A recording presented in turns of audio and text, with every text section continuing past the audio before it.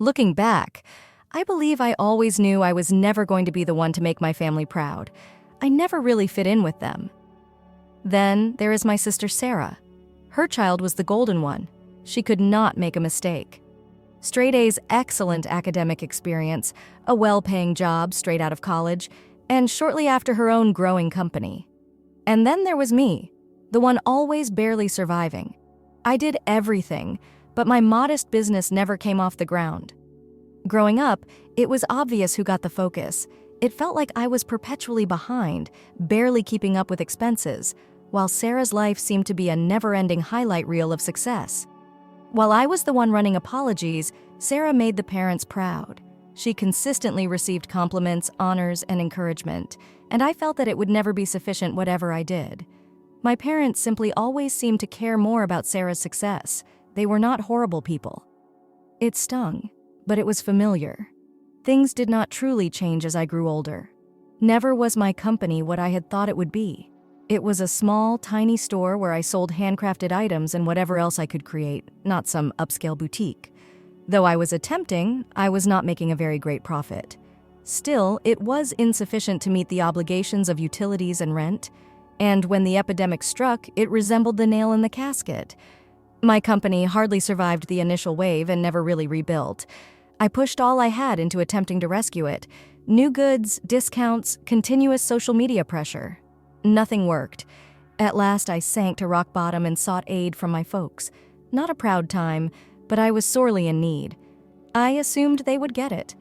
Ultimately, we were family after all. Their answer, meanwhile, did not exactly meet my expectations. Saying something about how I should just sort things out on my own, my mother implied that perhaps I would never have sorted it out by now. Just shook his head in displeasure. My dad did not even say anything. That's it. They showed no care. I was on my own when Sarah intervened. She had to have overheard the chat given her swooping "I'm here to help" look. She assured me I could return home with her and her husband, and in return she would assist in paying for my company to survive.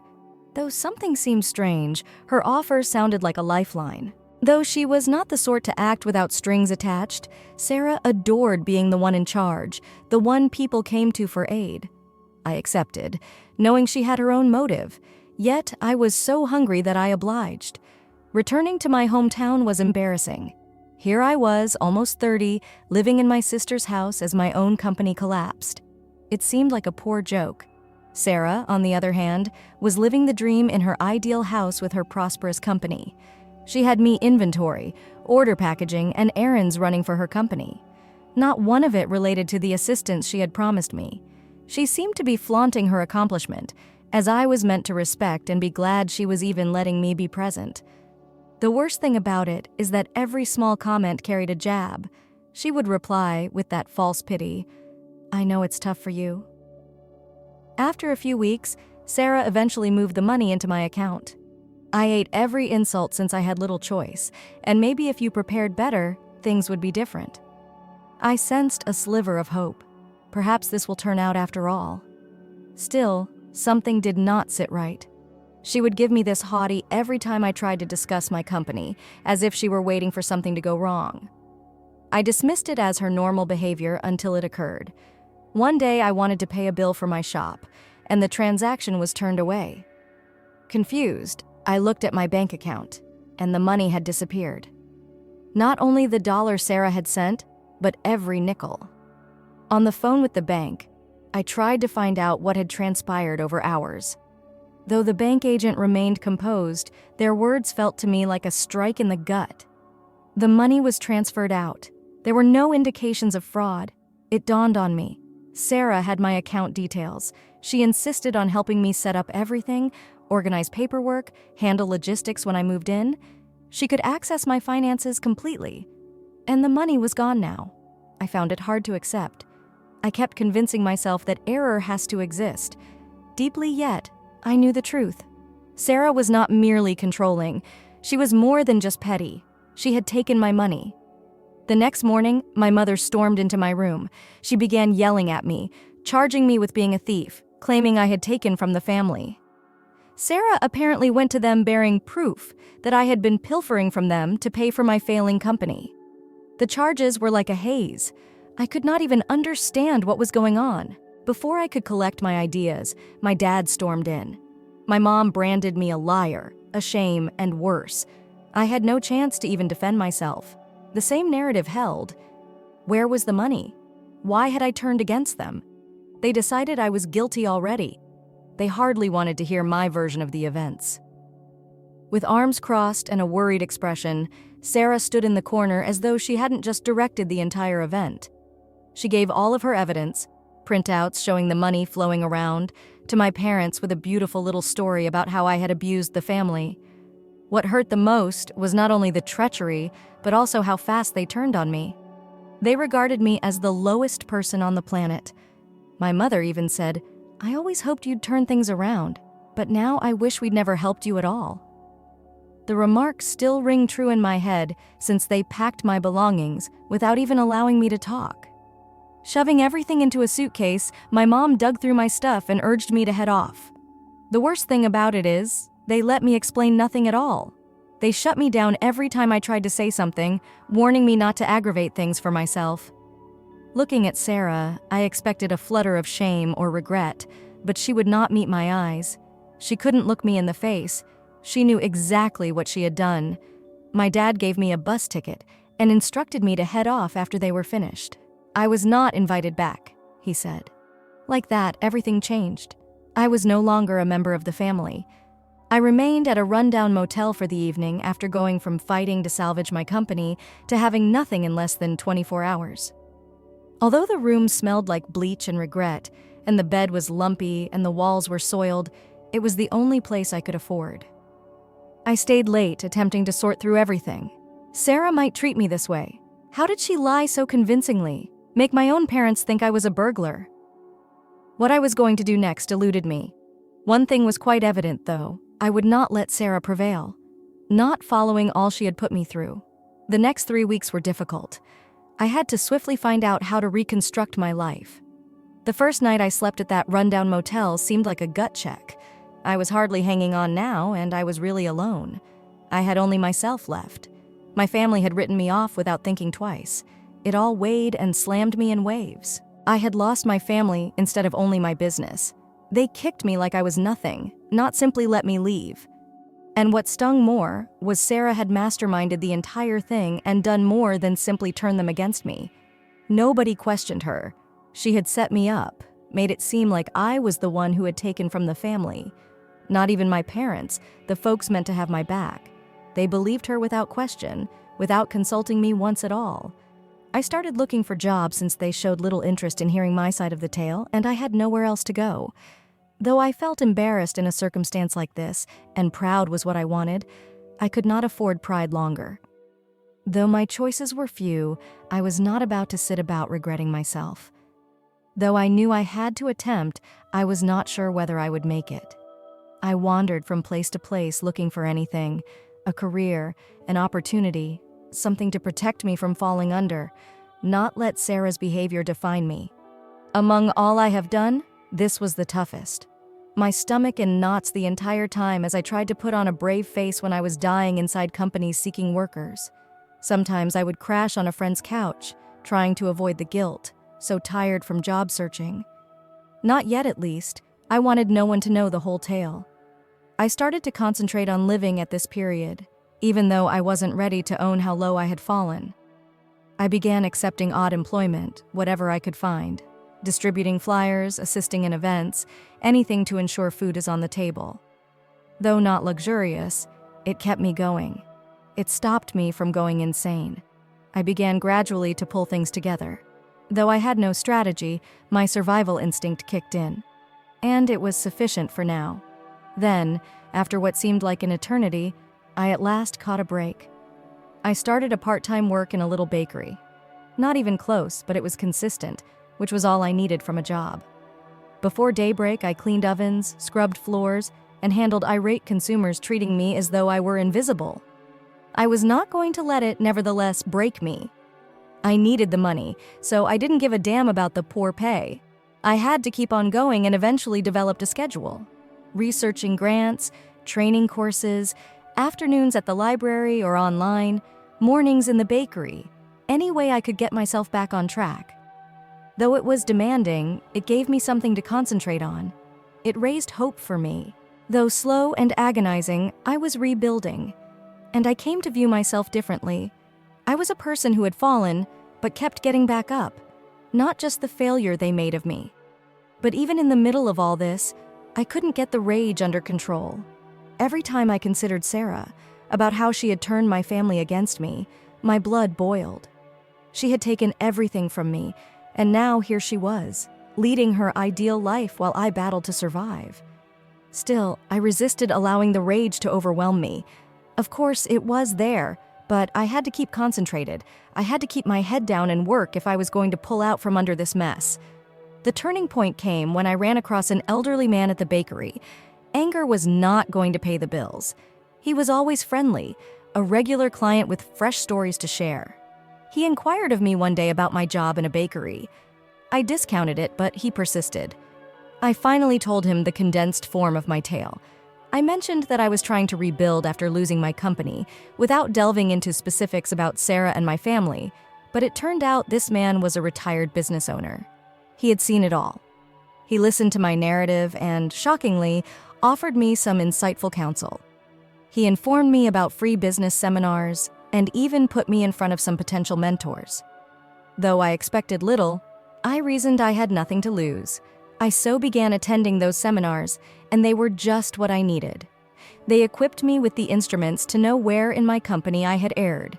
They pointed out my errors and guided me toward future avoidance of them. Trying to acquire every piece of knowledge I could, I poured myself into those courses, like learning to walk once more following a protracted fall. Though they were challenging, the first few months provided the clarity I needed. About 6 months in it, I took another break. One of the guys I met at the session stated that his friend in a nearby hardware store was seeking a salesperson. Though not glitzy, it was steady, and I needed that. When I came in for the interview, I really believed they could have seen how desperately I wanted it. They extended an offer for the position right away. The hardware store was a whole different universe. I had to study supplies, tools, and repairs. Still, I was learning once more, and it seemed like a victory.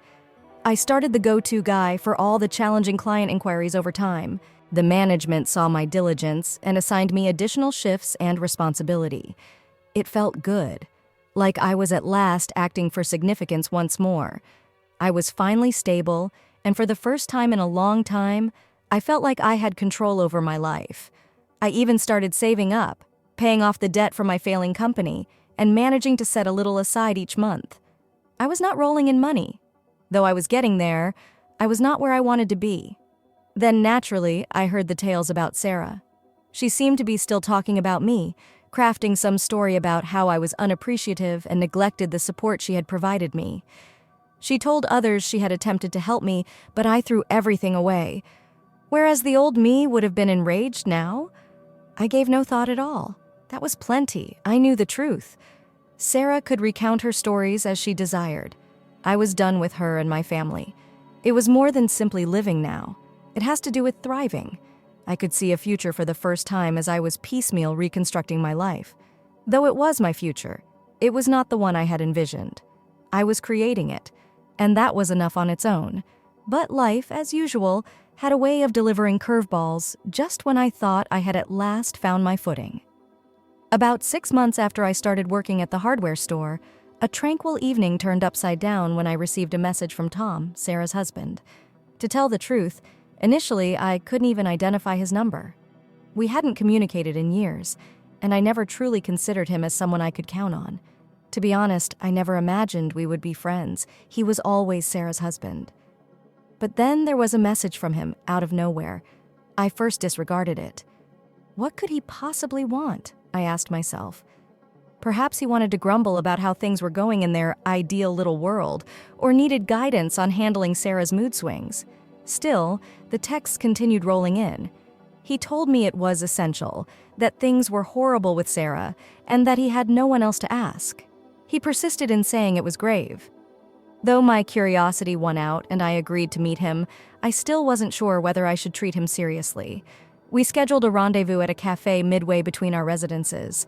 Though I had no idea how drastically this meeting would alter things, I was not sure what to anticipate. When I entered the cafe, I almost did not recognize him. Tom appeared to have not slept in days.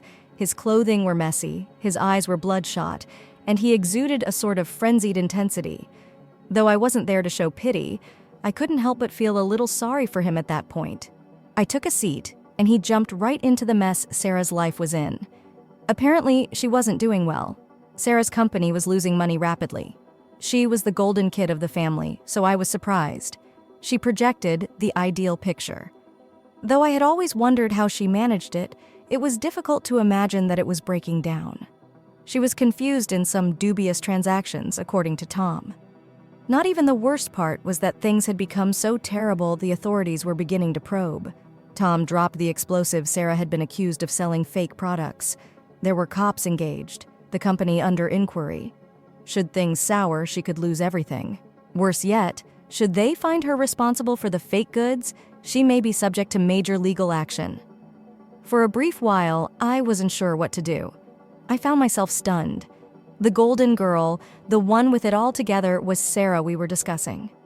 Still, something inside me began to shift as I sat there listening to Tom. Though at first delayed, the gratification was indisputable. I felt a twisted sort of relaxation, a wicked gratification. Tom was frantic. After all Sarah had put me through, seeing her ideal life fall apart felt like karma. He pleaded, requested, to have my help.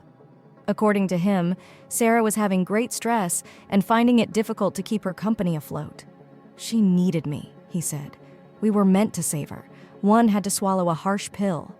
Tom was begging me to come save her after all that had happened. After the betrayal, after losing my business, after my family turned their backs on me. I couldn't do it. I laughed too loudly at times. Nearby tables turned people to stare, but I couldn't help myself. There was simply too much irony. Following what she had done, how could he ask me to support her? She had set me up, made me the villain in my own family, and now, when things were failing for her, she wanted me to re-enter the picture. She had taken everything from me. Tom S face dropped, and for the first time I saw a flutter of comprehension in his eyes as I informed him straightforwardly. She's got a lot of nerve thinking I'd help her after everything she done. She made her bed, let her lie in it. He was not ready to give up even though he realized there was no way I could assist Sarah, saying that if I helped Sarah, I would be helping the whole family. He persisted. Guilt tripped me. They all went down if she dropped. I had to consider it. He insisted on telling me. But I failed. I had finished working with them. I lost it when the family who had so readily turned on me when I was down wanted me back to tidy Sarah's mess and restore their reputation she had let to be destroyed. Tom went pale. Do you remember what my parents told me when they kicked me out? Do you remember what they said when I needed them? They called me a disgrace. They told me I wasn't family anymore. So if they want a savior, they can find someone else. He said nothing for a minute, and I believe it was at last that he understood. There was no convincing me. He tried one more, his voice low and nearly begging. Please, she relies on you. The family needs you. I got up, pounded some cash on the table, and left. Not even could I glance at him anymore. What kind of catastrophe Sarah had brought about personally didn't concern me. Now I had my own life, and I was not going to let them drag me back into their anarchy. From nothing, I had rebuilt myself. Walking out of that cafe felt like I was shutting a door I never intended to open once more. I was not going to let them pull me down once more. I was not reversing course, not for Sarah nor for anyone else. I felt lighter than I had in a long time as I turned away, having spent too much time battling for my own survival and not allowed them take that away from me.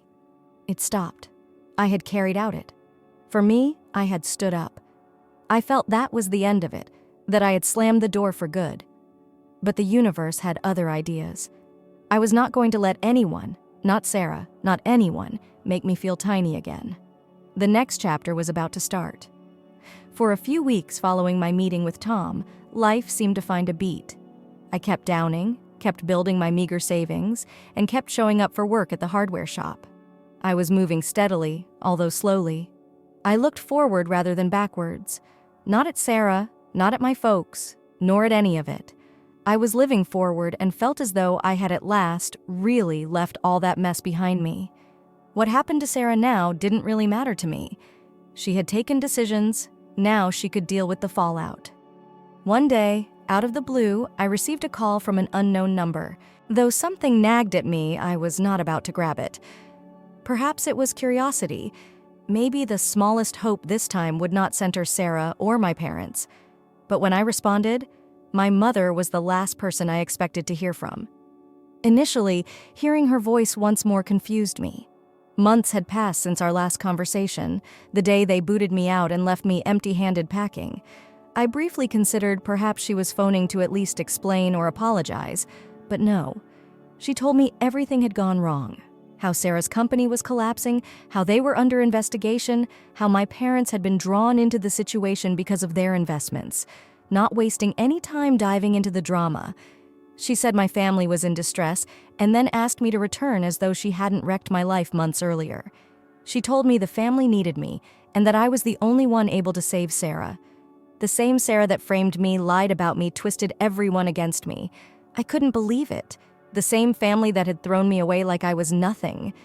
She was begging with me about how much everyone was suffering and about how we should remain together. And I simply sat there, incredulously staring at my phone.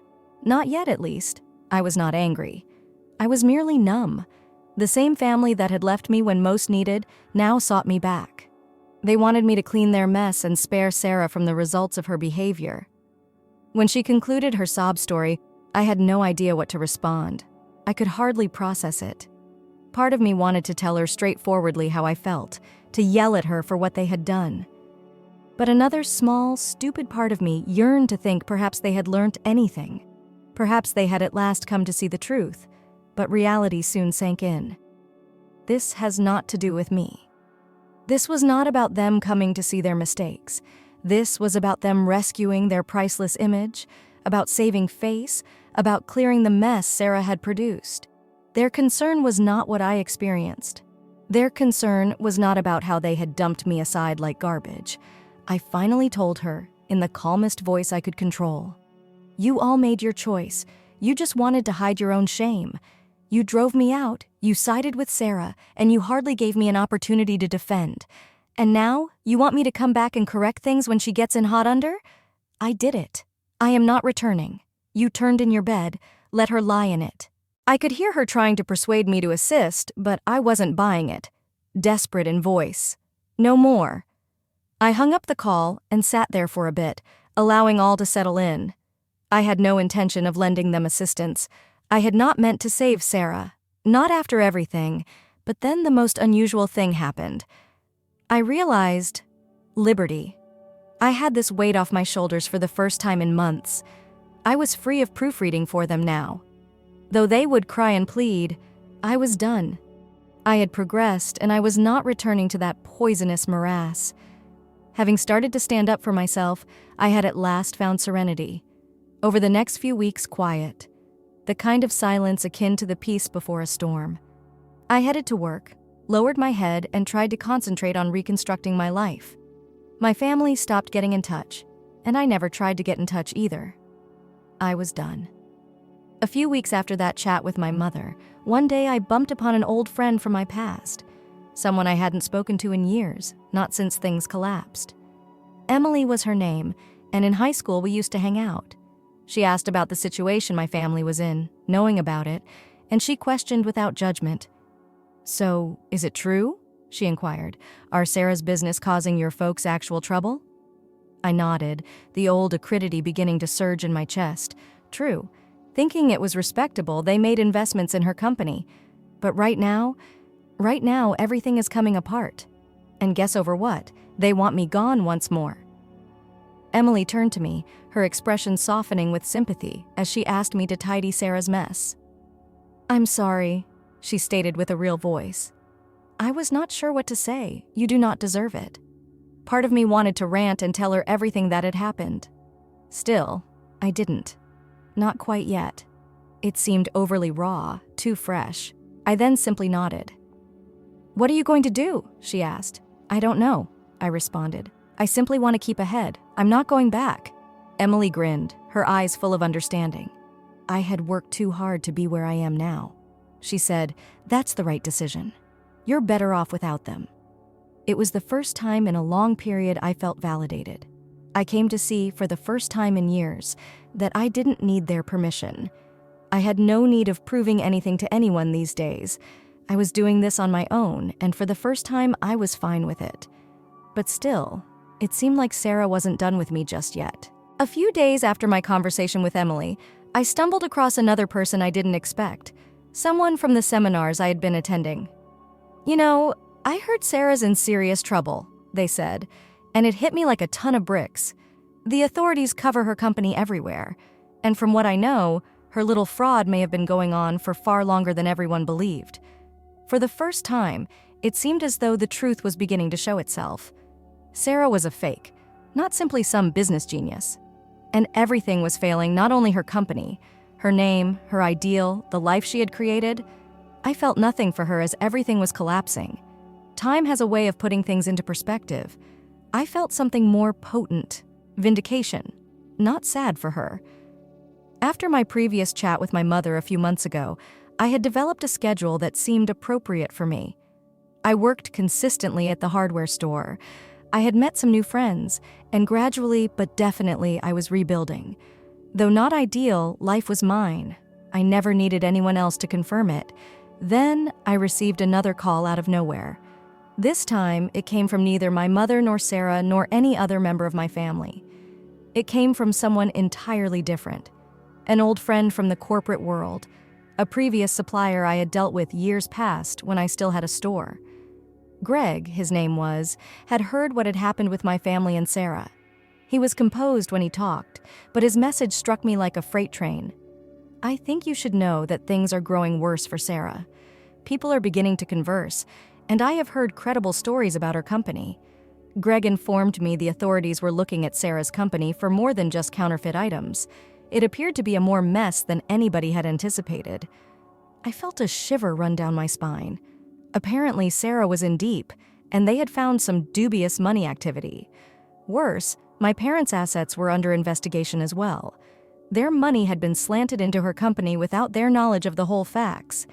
Having bought extensively based on Sarah's claims, now though, the mess she had produced had the entire family entwined. It was as if everything had come full circle. I considered myself done with them, done with Sarah, done with everything. Now, though, everything was falling around my parents, and they were in great need. Someone was needed to assist them. They needed me. I had no ideas. Seeing Sarah's ideal little world disintegrate made me feel a strange gratification. Still, another aspect of me, though, sensed disengaged. Their clutter no longer bothered me. Now they had to deal with the results of their decisions. Sarah had been selected over me. Still, there was another element as well. Something was chewing at me. Greg's words kept coming back in my head. "You need to be ready. They may arrive seeking your help." I wanted to be away from their drama. They might want you to mend everything. Searching for my own road and reconstructing my life had taken so long. I delightedly felt this. I didn't need their problems dragging me down once more. But a few days later, my mom called once more. Her voice this time was hysterical. She said, clearly in a panic, "We don't know who else to turn to." "Sarah?" "Sarah will go to lose everything. Her company, the house, all around. We have made mistakes, your father and I. Now we are paying for them. But that is not something we can correct on our own. We depend on you. Kindly come back. Only you will be able to assist us." My gut started to knot. It took all I had not to hang around. Her nerve is strong. Now they wanted my help after all they had done, after the way they had turned on me, after the way Sarah had framed me. They now wanted me to return and save them from the mess they had contributed to producing. At first, I stayed silent. I simply let her comments float around, allowing the stillness to settle between us. There was a nice silence. At last I spoke. For once, it was me guiding the discussion rather than them. "Do you recall what you told me after I was expelled? My voice calm as I requested? Do you recall your attitude toward me? How could you tell me to go and call me a disgrace? I wasn't invited back, you told me. You decided without thinking on Sarah rather than me, and now, when all is coming apart, you want me to come back and mend everything." I wouldn't let her interrupt. She tried, but "I'm done, Mom. I recreated my life devoid of your presence. I am not going to be your rescuer. You made decisions, now you have to deal with the results. You're not going to drag me back into this." The line stopped long on the other side. She then began to scream gently at first, then louder, begging me to understand. She apologized, saying she had made a mistake, that I was still her daughter, that the family needed me, but I didn't feel bad for her. For none of them, I felt nothing. You made me feel like I was nothing. You booted me out. When I most needed you, you turned away. You let Sarah lie and ruin my life. Now you want me to tidy her mess. Not at all. I've finished. You live on your own." I hung up. I turned around. It was the last time I had spoken to my mother. Following that, I received a few more messages from members of my family, but I disregarded everything. They did not merit my consideration. After making their bed, they may lie in it now. The family I had known was gone, replaced by a labyrinth of falsehoods, betrayals, and broken promises. But here's the thing. I changed from the past. It was not me they had kicked out. None of the people they imagined I was. I had rebuilt myself, and it made me more robust. Though they could not break me, they had tried to bring me down.